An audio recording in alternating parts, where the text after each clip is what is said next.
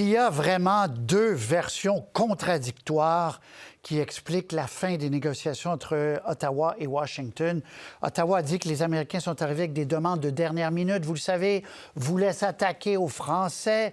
Également, ma collègue Rosemary Barton a fait une entrevue avec le représentant au commerce américain aujourd'hui. Elle a eu la générosité de faire des questions en français. Je vous présente ça et je vais parler à Rosemary tout de suite après. Vous allez voir deux versions totalement contradictoires. Ambassadeur Greer, merci de faire ça. Merci de nous parler en français aussi. Bienvenue. Merci, je suis content d'être là aujourd'hui. Je vais commencer avec les compromis que le Canada a demandé sur la question de la découvrabilité, qui n'est pas facile à dire en français, sur les produits canadiens et francophones, sur des plateformes de diffusion en ligne. Le Canada dit que c'était inacceptable, ce que vous avez demandé. Est-ce que le Canada a consenti à des changements à ce sujet à un moment donné durant les négociations? Ça veut dire, est-ce que le Canada a accepté ce que vous avez demandé à un moment donné pendant ces négociations? Bon, je dirais que cette question de découvrabilité, on a parlé de ça, mais enfin, l'équipe canadienne était très claire que c'était trop important pour le Québec et l'identité québécoise. Donc, pour nous, on montre beaucoup de flexibilité. On comprend bien que c'est important pour le Québec. Et pour nous, ce n'était pas, comme on dit, une ligne rouge pour nous. Donc, les Canadiens, ils n'ont jamais fait quelque chose comme ça.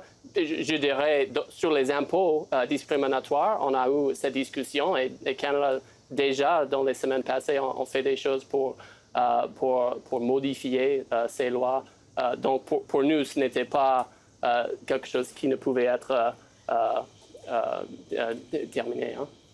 Est-ce que vous avez demandé des changements à la dernière minute? C'est-à-dire, entre mardi et vendredi, est-ce que les États-Unis ont proposé des changements mineurs ou majeurs qui auraient fait changer d'avis pour le Canada? Non. Ce qui est important de comprendre, c'est que le mardi soir, le président et le premier ministre ont eu un coup de fil par téléphone et on a décidé, en fait, ce soir-là, tous les taux, les droits de douanier applicables, mais puis après, on n'a pas changé ça. On a décidé de mettre toutes ces choses en détail sur texte, mais il y avait d'autres demandes par l'équipe canadienne qu'on ne pouvait pas accepter pour le côté américain. Comme quoi, ambassadeur? Par exemple, on entend beaucoup à propos des camions très lourds. Oui. Bon, pour nous, ce n'était jamais dans la discussion. Je comprends pourquoi l'équipe canadienne veut une modification là, mais pour nous, le Canada a déjà eu la meilleure situation de tout pays dans le monde. On a offert une situation qui était mieux que ça, même. Mais ils voulaient en plus, ils voulaient ça et quelque autre chose. Donc, pour nous, on ne pouvait pas offrir ça à l'époque. Dernière question. Qu'est-ce que ça va prendre pour ramener tout le monde à la table, pour relancer les négociations? Est-ce qu'une entente est encore possible? Bon, en fait, je ne connais pas la réponse à cette question. Pour l'instant, chaque côté est dans le coin et pense aux étapes à venir. Pour nous, on va continuer avec notre politique de commerce externe. On va voir ce que fait les Canadiens. On sait bien qu'ils ont annoncé que le 8 septembre, il y aura encore de rétaliation contre des biens américains. Et si ça arrive, sois certaine qu'il y aura des mesures par les États-Unis aussi. Mais juste pour être clair, ambassadeur, vous voulez une entente avec le Canada. C'est encore le but? Bon, pour nous, on a une politique économique qui vise la réindustrialisation des États-Unis. Il y a une situation où le Canada aussi peut participer dans la réindustrialisation d'Amérique du Nord. Peut-il être un accord dans le futur? Pour l'instant, je ne sais pas, mais ça aurait été très bien si on a pu atteindre cet accord la semaine passée. Ambassadeur Greer, merci beaucoup. Merci à vous. Rosemary Barton, merci beaucoup à vous. Ça fait très, plaisir. très intéressant d'entendre la version. Il y a deux narratifs, pour reprendre le mot à la mode, totalement contradictoires. Lui, il dit, l'affaire de la découvrabilité, oui, ça nous agace, mais c'était pas du tout ça qui était important. C'est les camions qui ont fait la différence. Et lui prétend, Rosemary, que mardi et vendredi, il n'y a pas eu de changement de leur côté.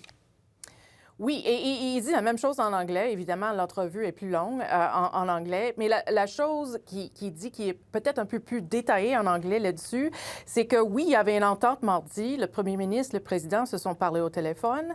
Mais lorsqu'ils sont revenus pour parler des détails de la mise en œuvre, si on veut dire, de l'entente, c'est là où il y a eu quelques problèmes. Des choses que les Canadiens ont demandées, comme les camions lourds, par exemple, que les États-Unis n'étaient pas prêts à donner. Et il dit aussi que la caractérisation que le premier ministre donne de comment les États-Unis voulaient influencer les ententes de commerce dans l'avenir, que ce n'était pas tout à fait correct selon lui.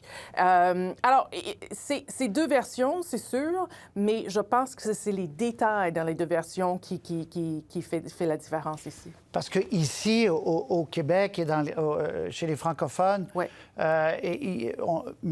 Carney et d'autres ont beaucoup insisté en disant on n'allait pas accepter l'affaire de la découvrabilité. Eux disent, écoutez, nous, là, c'était pas quelque chose d'important. Donc, là-dessus, bien sûr que c'est une histoire complexe, puis c'est bon d'avoir les deux versions. Puis là, c'est à nous, après, à réconcilier. Merci encore, Rosemary. C'est très apprécié que vous ayez posé des questions aux représentants au commerce. Très apprécié. Et impressionnant qu'il parle français comme ça aussi. Oui. Alors, ça fait plaisir. Au revoir. Merci. Au revoir.